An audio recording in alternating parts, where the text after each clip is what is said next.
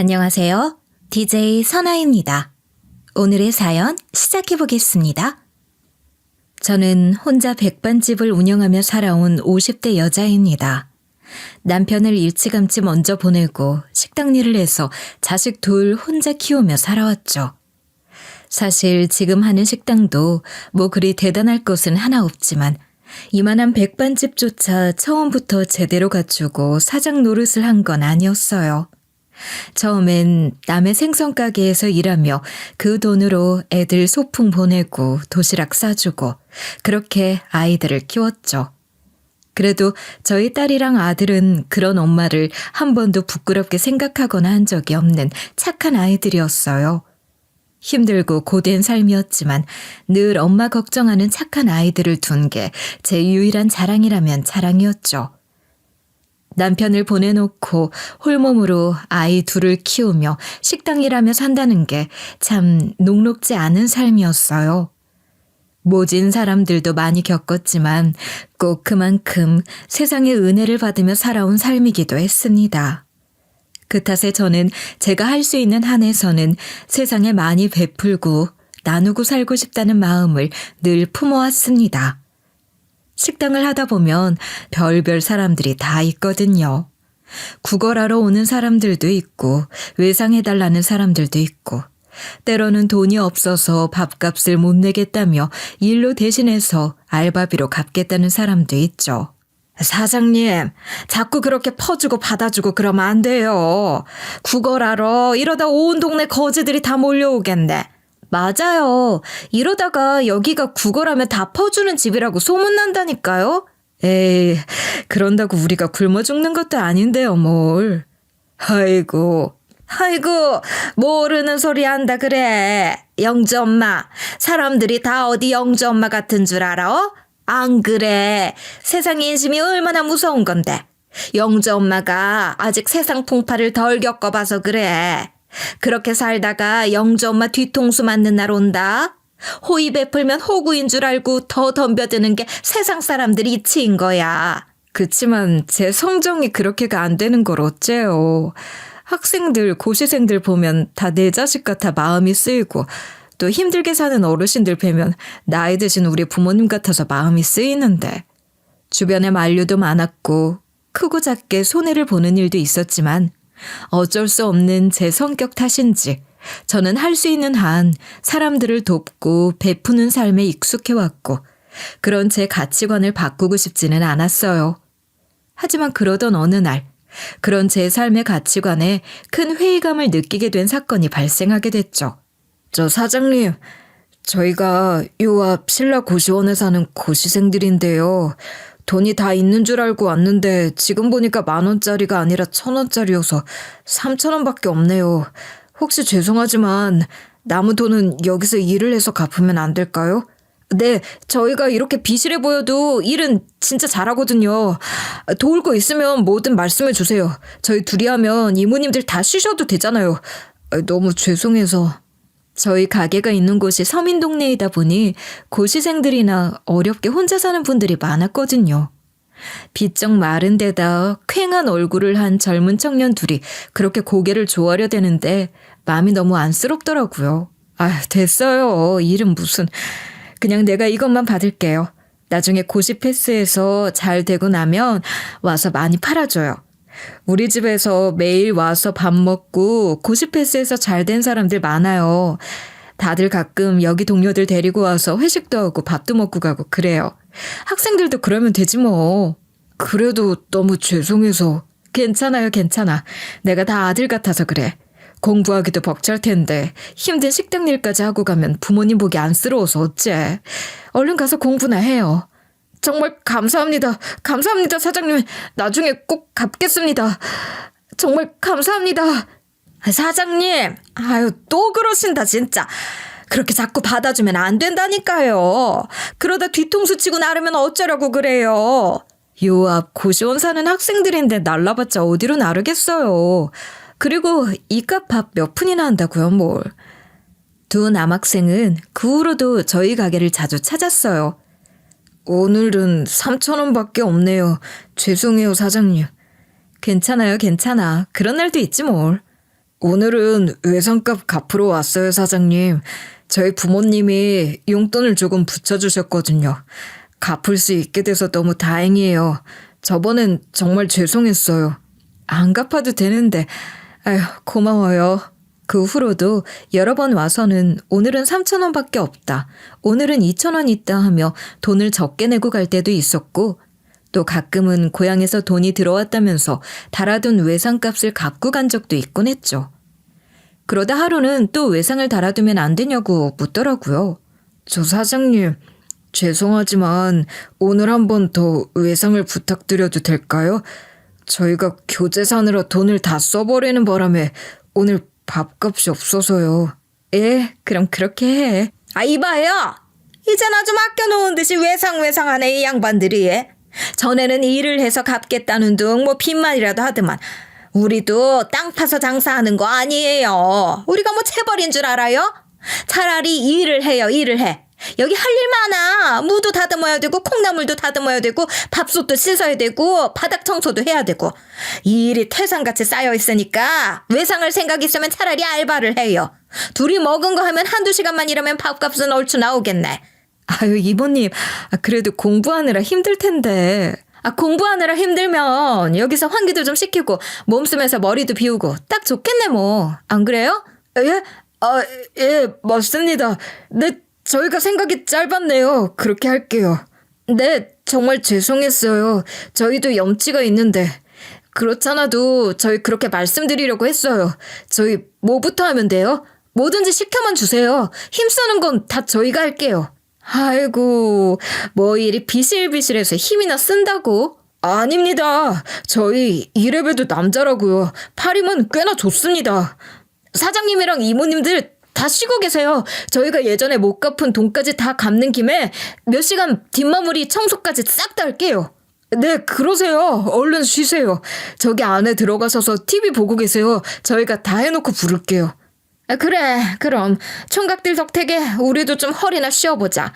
오늘 하루 종일 서 있느라 힘들어 죽는 줄 알았는데. 청년 둘은 저희를 모두 안쪽방에 넣어 쉬게 하고는 청소를 있는 힘껏 해줬어요. 아이고, 미안해서 어쩌나. 공부하느라 힘들 청년들을 괜히. 아이고, 그럴 거 없어요. 사장님도 쉬어요, 쉬어. 뭐 괜히 일 시켜요? 돈을 안 냈으니 자기들이 일을 한다고 했잖아. 냅둬요, 괜찮으니까. 결국 청년 둘이 청소를 하고 너무 성실하다고 고맙다고 칭찬까지 했죠. 그런데 일이 터진 겁니다. 이게 어떻게 된 거야? 사장님, 얼른 나와보세요. 왜 그래? 어머, 이게 뭐야? 직원의 부름에 달려간 저는 할 말을 잃고 말았죠. 총각들이 고생한다고 내가 갖고 있던 초콜릿이라도 챙겨주려고 나왔더니 이놈들이 탁 하고 없잖아요. 글쎄. 그리고 여기 돈통이 모두 털려 있었어요. 거기다 그게 전부가 아니었죠. 잠깐, 우리 탈의실에 지갑도 다 있잖아. 설마 그건 안 가져갔겠죠? 아이고, 다 털렸어. 나 거기에 은행에 넣으려고 챙겨온 200만 원도 있는데. 어떡하면 좋아. 이걸 어떡하면 좋아. 가게에 있던 돈들은 물론 직원들의 개인 소지품과 지갑까지 모조리 털려버린 거였습니다. 당했구나 생각한 순간 곧장 신고를 했지만 이미 늦은 뒤였죠. 나중에 신고를 하고 보니 둘은 아예 고시생도 아니었고 아주 작정을 하고 저희 가게를 타겟으로 삼은 것 같더군요. 게다가 비슷한 수법으로 여러 차례 돈을 훔친 전적까지 있는 놈들이었죠. 그 일을 겪고 나니까 다른 사람들은 물론 저희 자식들마저도 저더러 남 도와주는 건 그만하라고 하더군요. 엄마, 더는 그렇게 하시지 마세요. 우리가 무슨 자선 사업하는 거 아니잖아요. 돈 받는 게 부끄러운 일도 잘못된 일도 아니잖아요. 돈 받고 음식 파는 게 식당이에요. 그게 엄마가 하시는 일이라고요. 아무리 엄마가 좋은 의도로 선행을 베풀어도 요즘 사람들 그러지 않아요. 엄마 맘 같지가 않다고요. 그러니까 더는 그러지 마세요. 예전 같았으면 그런 딸의 말이 너무 매정하다고 했겠지만 그런 일을 한번 겪고 나니 더 이상은 저도 순진한 소리는 못하겠더라고요. 그래, 네 말이 맞다, 영주야. 엄마 돈만 털렸으면 그런 말 않겠는데 엄마 이모들한테 너무 미안해 죽겠어. 여기서 일하는 이모들 사정이 다 빤하지 않겠니? 하루 종일 뼈 빠져라 일해서 자식들 키우고 그렇게 사는 사람들인데 그 직원들 지갑에까지 손을 대게 만들었으니 내가 미안해서 면목이 없어. 그 돈은 엄마가 다 갚아드렸잖아. 죄책감 갖지 마. 당연히 내가 갚아줘야지. 내 잘못으로 이렇게 된 거니까. 거기다 주변 상인들 보기도 그렇더라. 여기가 한번 털리고 나면 괜히 주변에 소문도 나고 골목 가게들 이미지도 안 좋아지고 분위기도 흉흉해질 수도 있는데 내가 너무 세상을 몰랐나 봐. 이번에 인생 공부 참 크게 했다 싶네. 그렇게 그 일을 한번 겪고 나서는 씁쓸하지만 전 단골들에게도 외상은 일절 안 해줬어요. 에이 사장님 저 여기 단골이에요. 아시잖아요. 외상 자주 하고 매번 잘 갚았는데. 죄송해요. 저희가 사정이 있어서 이제 외상은 안 해드리기로 했거든요. 그런 게 어딨어요 갑자기. 갑자기고 자시고 안 된다면 안 되는 줄 아세요. 그리고 사장님 죄송할 게 뭐가 있어요. 요즘 세상에 외상해주는 식당이 몇 개나 된다고. 안 되는 건 안 된다고 분명하게 얘기를 해야 된다고요. 사실 너무 씁쓸했지만 어쩔 수 없었죠. 워낙 세상이 흉흉하다 보니까요. 그러던 어느 날 적어도 여든은 되어 보이시는 어느 노부부 두 분이 저희 백반집에 오신 거예요. 한눈에 보기에도 형편이 좋아 보이지는 않는 분들이셨죠. 노부부는 백반 하나를 시켜 나눠 드시더니 나중에 꼬깃꼬깃 돈을 꺼내 2,000원을 내미시는 거예요. 그 순간 어쩌지 싶었죠. 저기 정말 죄송합니다. 저희가 가진 게 이것뿐이라. 아니 그래도 이러시면 이거 참 너무 곤란한데요. 저희가 3일째 아무것도 못 먹었어요. 그래서 밑에 돈이 있는지 없는지도 확인 못하고 허겁지겁 밥부터 먹었는데 주머니에 이것밖에 없네요. 이거라도 우선 받아주시면 저희가 이래서 어떻게든 꼭 남은 돈은 갚겠습니다. 그러니까 아유 또 시작이네 또 시작이야. 어쩜 그렇게 패턴이 늘 똑같을까? 하여간에 돈 없다면서 밥은 잘 먹으러 와요. 그때 그놈들도 그랬잖아. 아니 돈이 있는지 없는지 확인도 안 하고 식당에 들어오는 인간들이 왜 이렇게 많은지 참. 사장님 행여라도 또 그럴 생각하지 마세요. 저번에 그렇게 당해놓고 또 같은 수법에 당하면 진짜 바보예요 바보. 당장 신고해서 경찰에 넘기든가 무조건 아작을 내버려요. 아니 어르신들을 어떻게 그래요. 거참 또 답답한 소리 하신다. 이번에 봐주면 아주 여기 탈탈 털리게 생겼어요. 봐주기만 해봐요 사장님. 절대 안 돼요. 아셨죠? 죄송합니다. 아닙니다. 이게 무슨 큰돈도 아니고 그냥 제가 대접해드린 걸로 할게요 어르신. 그러니까 너무 마음 쓰지 않으셔도 됩니다. 결국 전 직원들의 강경한 반대에도 불구하고 2,000원만 받고 두 분을 보냈어요. 감사합니다. 정말 감사합니다. 남은 돈도 꼭 갚겠습니다. 이번 주 안으로 꼭 남은 7,000원 갚으러 올게요. 예, 저희 빚지고는 안 삽니다. 꼭 갚을게요 사장님. 고맙습니다. 아유, 사장님 정말 또 그렇게 당하셔놓고 아직도 이러시면 어떡해요 정말. 이상하게 마음에 자꾸 밟혀서 그래요. 아이고 사장님 언제 안 그런 적이 있다고? 못 말려 진짜. 이러다 더 큰일 한번 당해봐야 정신을 차리시지.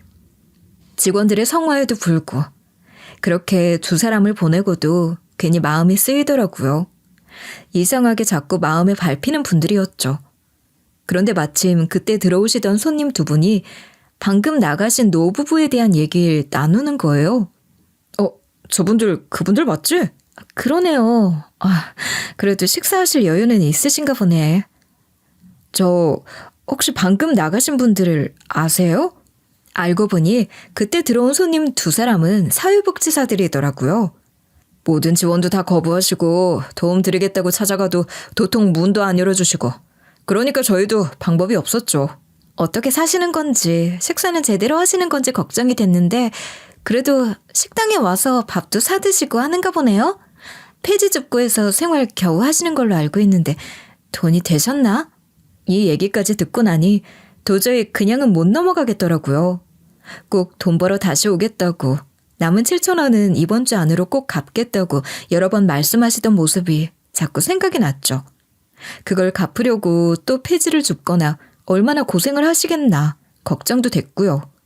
그래서 전 복지사분들께 양해를 구하고 주소를 여쭤봤고, 그렇게 그 다음날 아침 직원들한텐 말 않고 그 집으로 찾아갔죠. 새벽부터 만든 반찬들을 바리바리 싸가지고서 말이죠. 어르신, 안 계세요? 아무도 안 계세요? 작고 낡은 방문을 계속해 두드려도 반응이 없었고 전 혹시나 싶어 문을 열어봤습니다. 그리고 그 안에 펼쳐진 전혀 예상하지 못했던 광경에 저는 그만 기함하고 말았습니다. 좁은 방 안에서 제가 목격한 건 다름 아닌 방 한쪽 벽에 가득 쌓여있는 지폐더미였습니다. 빳빳한 만원권으로 천장까지 닿을 듯 쌓여있는 돈더미들. 그 순간 골이 얼얼하더라고요. 아, 나 또 속은 건가 싶었죠. 와, 내가 이렇게 순진했구나. 사회복지사분들이 절대 집에 못 오게 한다고, 김치나 국 갖고 방문해도 문 안 열어주시는 분들이라고, 돈도 안 받고 도움도 안 받고 자기네들 알아서 사시는 분들이라고 했던 이유가 바로 이거였구나. 사실은 알부자들인데 불쌍한 어르신 흉내내고 다니면서 혜택만 뽑아먹는 거였나? 정말 속으로 별별 생각이 다 들었습니다. 그런 분들에게 드리려고 반찬을 종류별로 그득그득 담아온 저 자신에게 요즘 아이들 말로 현타까지 오는 순간이었죠. 그렇게 멍하니 보다 다리에 힘이 풀려 주저앉고 말았습니다. 사장님. 저와 제 손에 들고 있던 반찬들을 번갈아 보시던 노부부는 저를 보시더니 잠시 말이 없었고 곧 안으로 들어가자고 하시더군요. 이걸 보고 놀라셨죠? 저렇게 돈이 많은데 왜 그러고 사나 싶으셨을 거예요. 노부부는 작디 작은 부엌에서 차를 한 잔 내주며 얘기를 시작했습니다. 그리고 제가 노부부에게서 들은 얘기는 정말 놀라웠어요. 저희 부부한테 딸이 하나 있었습니다. 하나 있는 딸을 먼저 여의었습니다. 그 애가 겨우 30 되던 해였죠. 우리 손자 하나를 낳고 그 애가 2살이 되던 해 사고로 갔으니까요. 아, 저런. 애비는 애가 태어나자마자 도망가 살아있는지 어디 있는지 행방도 모르고, 애는 이제 겨우 아장아장 걸어다니는데 그 애를 저희 손으로 키웠어요. 노부부는 계속해 말을 이어나갔고 저는 참 안타까운 사연이다 싶으면서도 그때까진 솔직히 머릿속엔 물음표가 가득했던 것 같아요. 그래서 이 얘기를 지금 왜 하시는 걸까? 잘 알지도 못하는 나에게 무슨 할 말이 있어 그러시는 거지? 혹시 이 돈 가진 걸 내가 알아버려서 위협이 될까 봐 그러나? 별별 생각이 다 들더군요. 저의 의문 가득한 생각들에도 불구하고 노부부는 계속해 살아오신 이야기를 이어가셨습니다. 왜가 엄마 아빠가 있어야지 다 늙은 우리가 뭘 알겠어요. 준비물 하나 챙겨줄 줄을 아나 예쁜 도시락 한 번을 싸줄 수가 있나. 없는 형편에 뭐 하나 잘해준 게 없는데도 우리 손자 성현이는 참 잘 커줬습니다. 늙고 보잘것없는 할머니 할아버지라고 창피할 법도 한데도 항상 할머니 할아버지 최고라고 그런 말을 입에 달고 살았지요. 그랬지. 지금 생각해도 눈에 선해요. 우리 성현이 어렸을 때 그때가 아마 중학교 1학년이 막 되던 해였나? 아마 그랬을 겁니다. 애가 우산을 안 갖고 학교에 갔는데 비가 옥수같이 내리는 거예요. 이웃집 엄마들이 다들 우산을 들고 학교로 달려갔지요. 저도 애가 비를 맞고 오면 안 되니 얼른 우산을 집어들긴 했는데 막 달려나가려다 보니 문득 걱정이 되는 겁니다. 애가 초등학교 1학년도 아니고 중학생이 돼 친구들도 많이 사귀고 했을 텐데 손주가 늙은 할애비 오는 걸 싫어하면 어쩌나 싶어서요.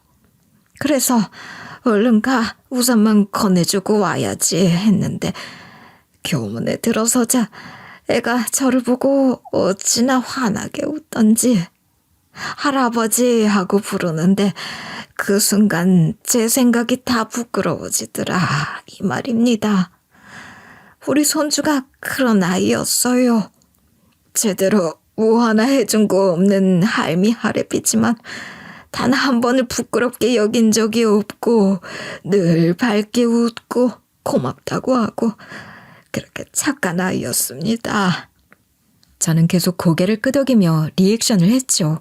하지만 여전히 이 이야기의 행방이 짐작되지 않더군요. 이 얘기를 하다 보니 우리가 너무 두서가 없었네요. 사장님 오셔놓고 본론은 얘기 않고 이렇게 손주 얘기만 늘어놓으니 미안합니다. 아유, 아닙니다. 손주분이 참 착하고 밝으신가 봐요. 요즘도 잘 계신가요? 그 질문을 던지고서 두 분의 표정을 보는 순간 아차 싶더군요. 그리고 그때 깨달았죠. 지금까지 손자에 대한 두 분의 얘기가 모두 과거형이었다는 것을요. 사실 저희 손자가 고시 공부를 했습니다. 아깝게 시험에 자꾸 떨어지니 그 밝고 명랑하던 아이가 자꾸 쪼그라들더군요. 자꾸 할머니 미안해, 할머니 미안해 그러는 걸 뭐가 미안하냐고. 할미 할애비는 우리 새끼가 하는 거면 다 괜찮다고. 떨어져도 괜찮으니 그냥 건강하게만 있으면 된다고 했지요. 고시 공부를 5년 정도를 했어요. 그러다 보니 본인은 늘 미안했던가 봅니다. 얼른 나가 돈을 벌어야 하는데 공부하느라 효도 못해서 미안하다고 했지요. 참 고생이 많으셨겠어요. 두 분도 손자분도. 우리가 뭐 고생이랄 게 있나요? 그 애가 고생을 했지요. 마음고생도 했을 테고. 그래도 5년째 되는 해 합격을 했어요. 와, 너무 근데 무슨 안 좋은 일이 일어난 거군요. 두 분은 한동안 말씀이 없었어요.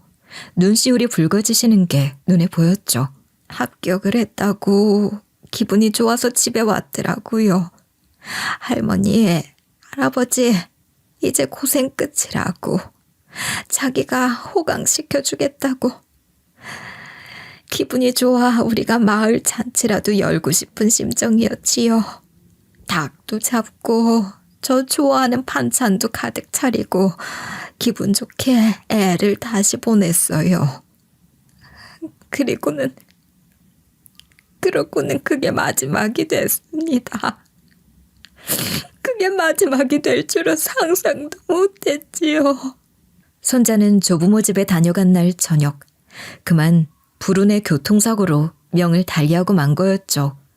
그 좋은 나이에 평생 그 작은 골방에 갇혀 공부만 하다가 재미난 일 하나 없이 하루 종일 책만 붙잡고 사는 그 일상을 5년을 하다가 그렇게 간 거예요. 그러니 지금도 우리 성현이 생각만 하면 제가 이렇게 푹 빠져서.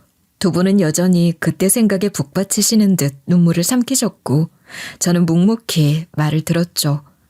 할머니는 힘겹게 말씀을 이어가셨습니다. 하나 있는 딸도 그 젊은 나이에 먼저 앞세우고 그 딸이 남긴 추억도 하나하나 잊혀져 가는데 하다 남은 손주까지 앞세우고 그러고 나니 사람 못하나 싶었습니다. 우리가 살아서 뭘 하겠어요. 자식 보내고 손자까지 보낸 이런 죄인이 또 어디 있겠습니까? 그런 말씀이 어딨어요, 할머님. 그래도 꿋꿋하게 버티셔야죠. 따님도 손주분도 그걸 바라실 거예요. 이 방문 열어보시고 많이 놀라셨죠? 이게 우리한테 남은 유일한 겁니다. 마침내 방안 가득 쌓여있는 지폐에 대한 얘기가 시작됐어요. 손주가 죽기 전에 들어놓은 보험이 있었어요. 제 대학 선배 중에 하나가 보험사에 취직을 했는데 제발 보험 하나 들어달라고 그러덥디다. 돈도 없는데도 그 선배가 안 돼 보였는지 애가 보험을 들었나 봐요. 거기에 사망보험금이 있었고 교통사고로 애가 떠나고 정신을 못 차리던 우리 앞에 그 보험사가 찾아왔더군요. 사망보험금을 수령하라고. 근데 저걸 왜 저렇게 현금으로 평생 안 잊으려고 그랬어요. 돈을 안 받겠다고 하니 안 받을 수는 없다더군요. 근데 그 돈을 우리가 어떻게 씁니까? 늙은 할미 할애비가 가난하고 배운 게 없어 뭐 하나 우리 손자 제대로 해준 것도 없는데 다 늙어서 그 젊은 아이를 아직 창창하고 미래가 밝은 아이를 먼저 앞세워 보내고서 늙은이 둘이 남아 그 돈을 어떻게 쓰겠습니까? 우리는 저도 평생 못 씁니다. 노부부는 그렇게 만원권들로 받은 보험금을 방 한켠에 두고 매일 미안함과 죄책감을 되새기며 자식 앞세운 죄인으로 살았던 거였습니다. 사실은 사장님께 꼭 드릴 말씀이 있었습니다. 그렇지 않아도 식당으로 찾아가려고 했어요. 저를요? 왜 우리 아이가 남기고 간 물건들에서 일기처럼 써둔 글을 봤습니다. 거기엔 은혜 갚아야 할 사람들이 다 적혀 있었죠. 그런 글이 있었어요. 한번 보시겠습니까? 할머님은 손자가 남기고 간 노트를 제게 건네주셨고 저는 손자의 손때가 묻은 노트를 넘겨봤어요. 할머님 말씀대로 그곳엔 은혜 갚아야 할 사람들이라는 제목과 함께 번호를 매긴 이름들이 빼곡히 적혀 있더군요. 손자가 남기고 간 그 따뜻하고 고운 마음이 너무 예뻐 할머님, 할아버님께 양해를 구하고 그 내용을 이곳에 잠시 옮겨 적어 봅니다. 여러분께도 어르신들의 손자 윤성영 군의 따뜻한 마음을 전하고 싶어서요. 0번 할머니, 할아버지. 평생 나를 위해 헌신하신 내가 세상에서 제일 사랑하는 우리 할머니, 할아버지. 나를 위해 모든 걸 해주시면서도 항상 부족하다고 미안하다고만 하시는 분들. 못난 손자가 최고라고 생각하시고 곳이 여러 번 떨어져도 늘 괜찮다고 붙어도 예쁜 손자, 떨어져도 예쁜 손자. 하나도 달라질 거 없다는 말로 늘 나를 지켜 세워주시는 내 인생의 동력, 내 삶의 이유, 내 생의 목적. 내 하나뿐인 할머니, 할아버지. 세상에서 가장 사랑하는 두 사람. 어떤 삶을 살든 늘 영순위로 생각해야 하는 두 분. 내가 은혜 갚아야 하는 가장 첫사람들. 1번 대학 선배 영준이 형. 월세 한 번 받지 않고 나에게 1년 넘게 숙식을 제공해준 형. 내가 고마워하고 미안해하는 게 느껴지면 항상 일부러 더 쿨하게 넘기면서 네가 있으니 가정부 하나 생긴 것 같고 좋다. 제발 나가지 마라 하며 농담을 해 내가 눈치 보지 않게 해준 속이 깊은 형. 실제로는 내가 공부하는데 방해가 될까봐 자리도 많이 피해주고 음식도 시켜주고 배려를 많이 해준 고마운 형. 나중에 잘 되면 절대 잊지 말고 은혜 갚아야 할 너무너무 고마운 사람. 2번 고시원 동기 석훈이. 할머니가 갑자기 수술을 하셔야 하는데 모아둔 목돈이 없어 하늘이 무너지는 것 같았던 순간에 적금을 깨 빌려준 고시원 옆방 사는 석훈이. 자기도 한 푼 두 푼 알바해서 모은 돈이면서 그 돈을 기꺼이 우리 할머니를 위해 빌려준 너무너무 고마운 동생. 석훈이가 아니었다면 어떻게 됐을지 생각하고 싶지도 않다. 돈은 모두 갚았지만 그래도 여전히 고맙고 또 고마운 동생. 두고두고 살면서 은혜 갚아야 할 친구. 그리고 그 다음 나오는 순서에는 아주 익숙한 이름이 보였어요. 바로 저희 가게, 그리고 제 이름이었죠. 저는 손자의 얼굴이 생각도 나지 않는데 어떻게 그곳에 제 이름이 적혀 있는지 너무 의아하고 놀라웠죠. 3번 영주백반 김인숙 사장님. 내 삼시세끼를 책임져준 고마운 분. 가난한 고시생이 무슨 돈이 있냐고 되는 대로 주면 된다고 하시며 돈을 안 받으실 때도 돈을 드려도 오히려 돌려주실 때도 있었던 천사 같았던 사장님. 그렇게 마르고 야위어 무슨 공부가 되겠냐고 하시면서 내가 시키지 않은 반찬도 제육볶음이며 불고기며 항상 듬뿍듬뿍 챙겨주신 분. 잘 먹어야 공부도 잘하는 거라고 엄마처럼 내 밥 걱정을 해주시고 틈틈이 마시라며 손수 만든 차까지 챙겨주신 감사한 분. 혼자 공부하느라 방에만 처박혀 있다가도 영주 백반에만 가면 따뜻한 사람 사는 정을 느낄 수 있어 내가 늘 갔던 식당. 사장님께 꼭 은혜를 갚자. 성공해서 다시 찾아뵙자. 전 한동안 말을 잇지 못했습니다. 알 수 없는 감정들이 제 마음속에 가득 피어올랐어요. 울컥하는 마음에 눈물이 앞을 가리더군요. 전 몰랐어요. 할머님, 할아버님 얘기를 듣는 순간에도 그 손자분이 누군지 전혀 몰랐어요. 그런데 이 글을 읽고 나니 떠오르네요. 제가 만든 차를 챙겨줬던 손님은 한 명밖에 없거든요. 하도 예의가 발랐어요. 주변에 고시원이 많고 공부하는 학생들이 많으니 늘 많은 젊은이들을 보는데 그 중에서도 참 눈에 띄는 학생이었죠. 제가 시장 갔다 오는 길에 무거운 걸 들고 오는 걸 보면 헐레벌떡 뛰어와서 그걸 들어준 적도 있는 그런 학생이었거든요. 요즘 그런 청년이 또 어디 있습니까? 어쩜 이렇게 착한 학생이 다 있을까? 그래서 더 눈이 가고 마음이 갔던 것 같아요. 우리 아들 같고 그래서. 그런 학생이 오래 눈에 띄질 않아서 합격해 간 줄로만 알았습니다. 이런 일이 생겼을 거라고 상상도 못했어요. 그리고 두 분이 그 학생의 할머님, 할아버님이실 줄은 참 착한 애 맞아요. 인사성도 바르고 지 할미 할비 힘들게 사는 걸 보고 자라 그런지 어딜 가든 다른 사람들 도와주는 걸 늘 버릇 삼았죠. 할머니, 할아버지 더 이상 힘들게 살지 말라고 자기 성공하면 호강시켜주겠다고. 그래서 그렇게 밤낮 공부만 하던 애를 제가 시골서 살아 따뜻한 밥 한 끼 챙겨주지 못해서 그게 늘 한이었는데 매번 따뜻한 밥 해먹이고 잘 챙겨주셔서 정말 고맙습니다. 고마워요, 사장님. 아닙니다. 그게 제 일인데요, 뭐. 따뜻한 밥 만들어 파는 게 제 일이었을 뿐이에요. 무슨 특별한 일을 한 것도 아니고 제가 자선사업을 한 것도 아니고 봉사를 한 것도 아니고 이런 말 들을 이유가 없습니다. 부끄러워요. 아닙니다. 식당이야 널리고 널린 게 식당인데 단순히 밥만 파셨다면 우리 손주가 그런 글까지 남겼을 리가 없지요. 사장님은 밥보다 더 큰 걸 파신 겁니다. 정도 나누고 사랑도 나누고 그 덕에 우리 성현이가 그래도 살아있는 동안 고마움 속에서 살다 갔어요. 감사합니다. 전 그저 늘 하던 장사를 한 것뿐인데 그런 말을 들을 이유도 없는 사람인데 부끄러움에 몸둘 바를 모르겠더라고요. 그런데 두 분이 이어가신 다음 말에 더 놀라고 말았죠.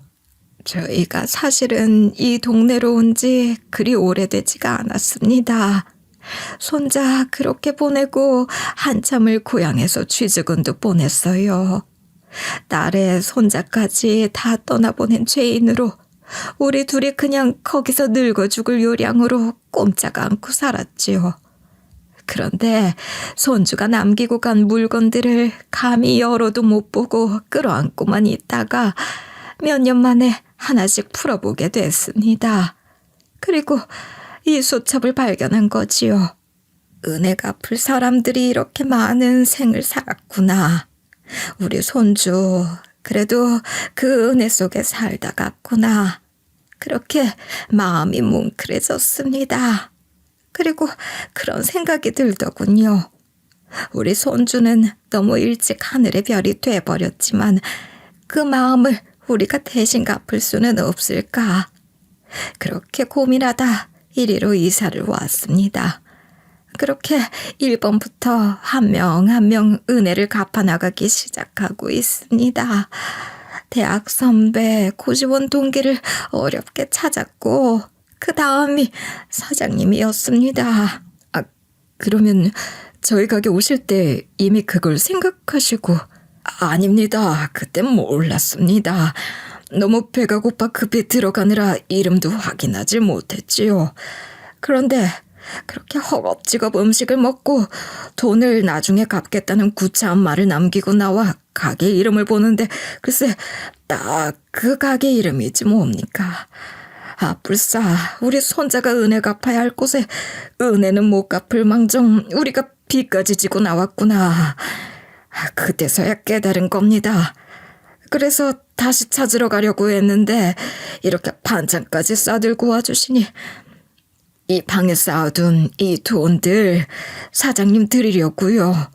남은 이 돈은 모두 사장님 몫입니다. 네? 아니 무슨 말도 안 됩니다. 말도 안 돼요. 제가 뭘 했다고 이 돈을 받나요? 제가 한 게 뭐가 있다고 그럴 순 없어요. 아니요. 받아주셔야 합니다. 사장님이 안 받아주시면 저희는 평생 이 돈을 못 씁니다. 이렇게 방에 넣어두고 결국 이 돈이 다 썩어나는 꼴만 보다 죽을 거예요.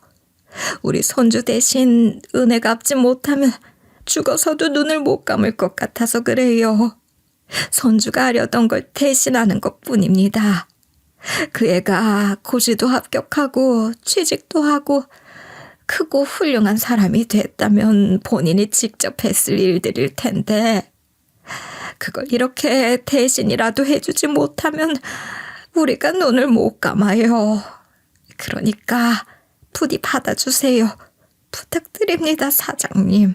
정말 난감했습니다. 두 분은 허리까지 조아리시며 제게 그 돈을 받아달라고 부탁 아닌 부탁을 하셨고 그렇다고 그 큰 돈을 어떻게 덥석 받겠습니까? 이걸 어떻게 해야 하나 고민이 되기 시작했죠. 한사코 거절을 해도 두 분의 고집은 완강했거든요. 그러다 문득 노트를 다시 보게 됐죠. 할머님, 할아버님, 지금 제가 다시 보니 너무 중요한 걸 빠뜨리셨네요. 은혜 갚을 사람이 제 앞으로 더 있는데 그건 넘기셨잖아요. 더 있다니요.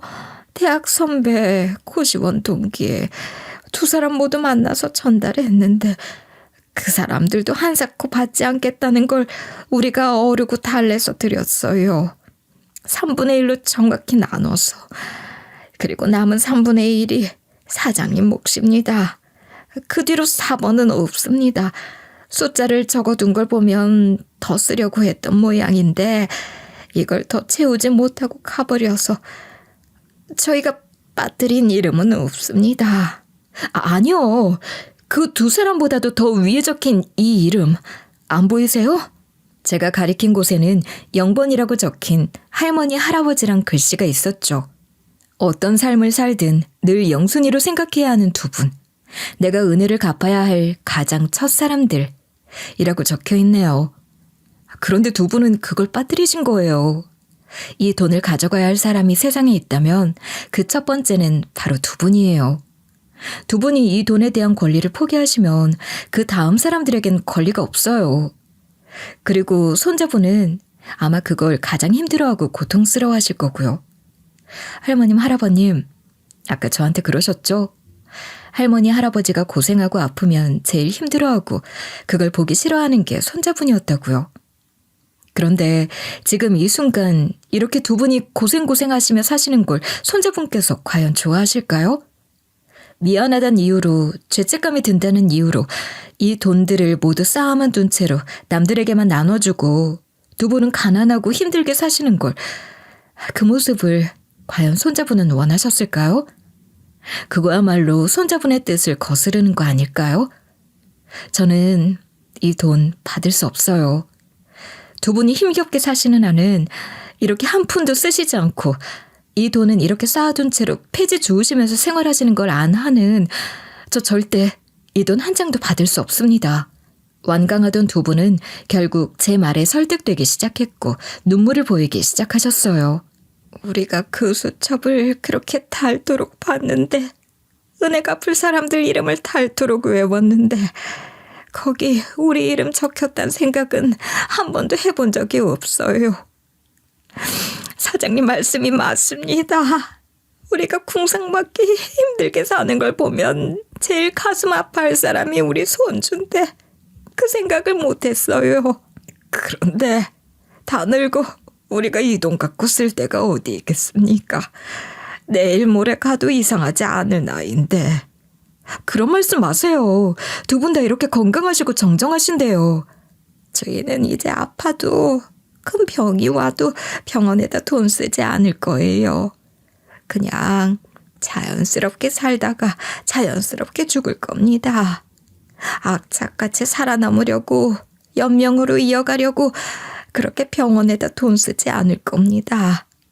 그러니까 저희는 쓸 데가 없어요. 맞습니다. 그러니 그냥 다 받아주시면. 그럼 이렇게 하면 어떨까요? 기어코 그 돈을 저더러 다 주시겠다는 두 분께 저는 제안을 하기 시작했죠. 실은 제가 전부터 생각해오던 일이 있는데 자본이 부족해 실행에 옮기지는 못했거든요. 이 돈으로 저희 백반집에서 무료 급식소를 운영해보면 어떨까요? 무료 급식소요?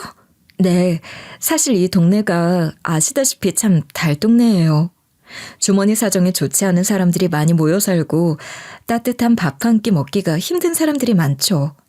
가난한 학생들, 젊은 청년들, 그리고 연세 드신 어르신들까지. 식당을 하다 보면 참 어려운 사람들을 많이 보게 되거든요. 누군가에겐 그깟 돈 한 푼일 8,000원, 9,000원이 없어서 백반 한 끼를 못 드시는 분들을 볼 때마다 참 마음이 아팠습니다. 내가 조금만 더 여유가 있었다면 저분들께 돈을 안 받고 그냥 밥이라도 드리면 좋겠다. 그런 생각을 했죠. 어렵게 사시는 어르신들도 많이 계신데다 또 복지 사각지대에 놓인 취약계층도 많이 계시는 걸로 알고 있어요. 호적상으로는 자식이 있으니 나라로부터 제대로 된 지원을 받지 못하는데 실제로는 자식과 연이 끊겼다거나 하는 이유들로 말이에요. 그런 분들께 도움이 되면 좋을 것 같아서 무료 급식소를 해보면 어떨까 하는데 두 분은 어떻게 생각하세요?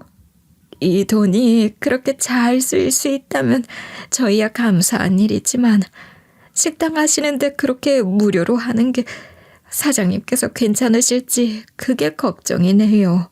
아닙니다. 오히려 저희한텐 좋은 일인데요, 뭘. 좋은 입소문이 나면 모르시던 분들도 찾아오실 수도 있고요. 그렇게 두 분과 얘기를 나눠 저희는 일주일에 3번 무료 급식소 운영을 시작했습니다. 동네에 사시는 어르신들과 배고픈 청년들이 와 따뜻한 밥 한 끼로 배도 채우고 정도 채우고 갔으면 하는 마음을 담아 두 분과 함께 운영을 해나갔죠. 두 분은 폐지 주어 생활하시는 대신 급식소 운영을 위해 좋은 먹거리를 사고 다듬는 일을 도와주시는 일을 하셨고요.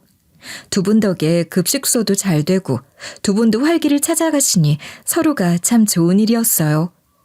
그 기운이 전해져서인지 식당을 찾아오시는 분들도 하나같이 좋은 반응을 보여주셨습니다. 정말 잘 먹고 갑니다. 이렇게 따뜻하게 갓 지은 정성 들인 밥을 먹어본 지가 얼마나 오래전인지 고맙습니다.